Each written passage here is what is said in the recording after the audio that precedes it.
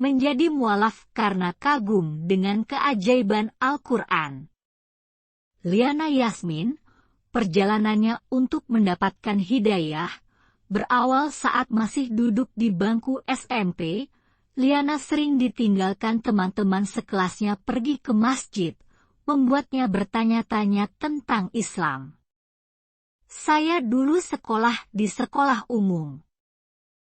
Kebetulan sekolah saya pas berdampingan dengan masjid.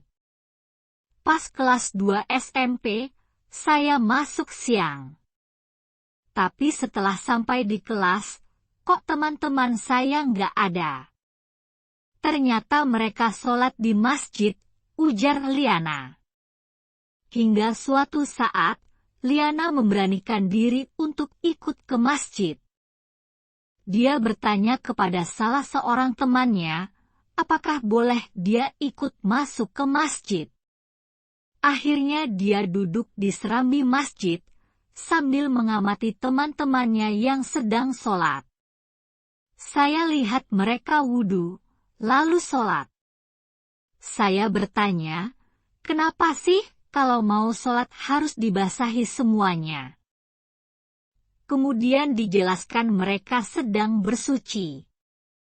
Berbagai pertanyaan tentang Islam pun terus tertanam di pikirannya, hingga kelas 1 SMA.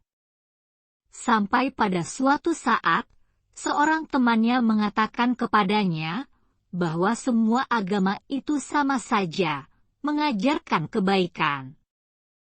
Saya jadi berpikir apakah saat ini banyak yang seperti teman saya itu. Padahal seharusnya mereka menjelaskan dan menjawab pertanyaan saya tentang Islam, menyebarkan kebaikan dan kebenaran Islam, kaparnya. Setelah mendapat jawaban itu, Liana kemudian mencoba fokus beribadah sesuai dengan agamanya saat itu. Dia menyibukkan diri dengan kegiatan keagamaannya. Tapi saya tetap merasa ada yang kurang. Teman saya banyak, saya sibuk, tapi di hati ini masih ada yang kurang, tutur Liana. Liana seperti sudah jatuh hati pada Islam. Tapi dia masih belum tahu banyak tentangnya. Setelah dia bekerja sebagai tenaga marketing di sebuah perusahaan asing, Liana memiliki relatif banyak waktu luang untuk mencari tahu soal Islam. Melalui internet, dia banyak membaca berita-berita soal mualaf. Tak hanya itu, dia membaca banyaknya ilmu-ilmu alam yang ternyata sudah tertulis di dalam Al-Quran. Dia juga menyadari keajaiban Al-Quran, kitab yang telah ada sejak ribuan tahun yang lalu ini tetap relevan bagi kehidupan manusia hingga saat ini. Saya mulai membandingkan kitab saya begini, Al-Quran begini. Dan saya sadar, isi Al-Quran jauh lebih lengkap dan rasional, ujarnya.